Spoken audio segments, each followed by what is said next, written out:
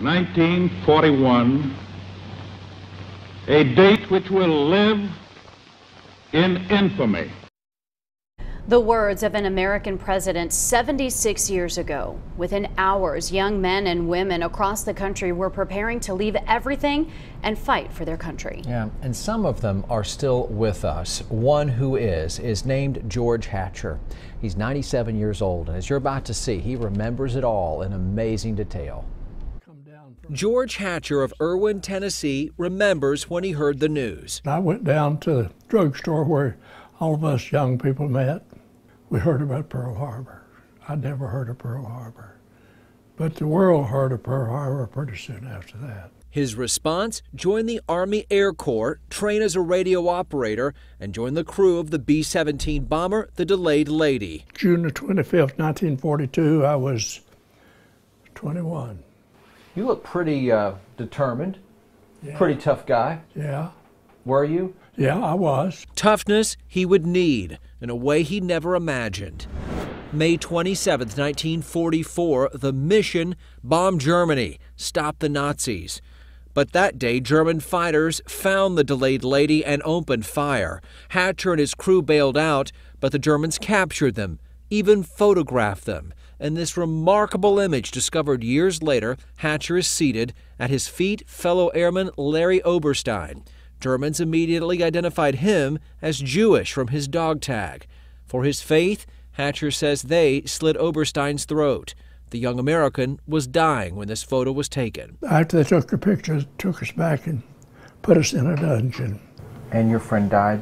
Yeah, my friend died. I looked back as I went in a dungeon. He was alone still on the truck. What followed was hell. Almost a year in captivity, a year in train cars, forced marches, and concentration camps. Then April 29th, 1945, Liberation Day. George Hatcher was heading home. Big tears came to my eyes, and I knew I was, the war was over for me and I was going home. And that was, I guess, the happiest day of my life. Hatcher soon discovered he and 8 other Erwin natives, all on bombers, all shot down in Germany, were all in that same POW camp. They'd come to be known as the Erwin 9. Today, only Hatcher and 1 other are still alive. When he retired in 1982, PTSD led Hatcher to a doctor at the VA to get some peace and to ask a question. I asked him, I said, when am I going to forget some of this stuff? He said, George, you'll never forget it. I said, well, I'm wasting my time then, am I? He said, no, you're certainly not. He said, I want to tell you what to do. He said, you go to churches and clubs and tell your story. But he said, the best thing you can do is to write your story, which I did. By telling my story, it took my problem from up here and put it in that book. Yeah.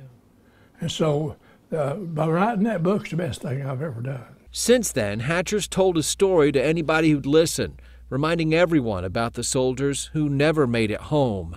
As for why he did, and why he's one of only a few left to tell the story. I've wondered about that. I think the Lord still got a job for me to do. I'm so proud to be an American. Just a remarkable, remarkable man. Our mission continues to collect the stories of World War II soldiers who are still with us. So let me know if you know of a living veteran of the greatest generation. My email, jsmith@wjhl.com. Such a pleasure to hang out with Mr. Hatcher for an hour or so. And hear those stories. That for him, he remembers 75 years ago better than I remember 75 minutes ago. Yeah. So amazing. So his experiences, though, definitely stay with him. Unbelievable. Yeah. Hey, we have some guaranteed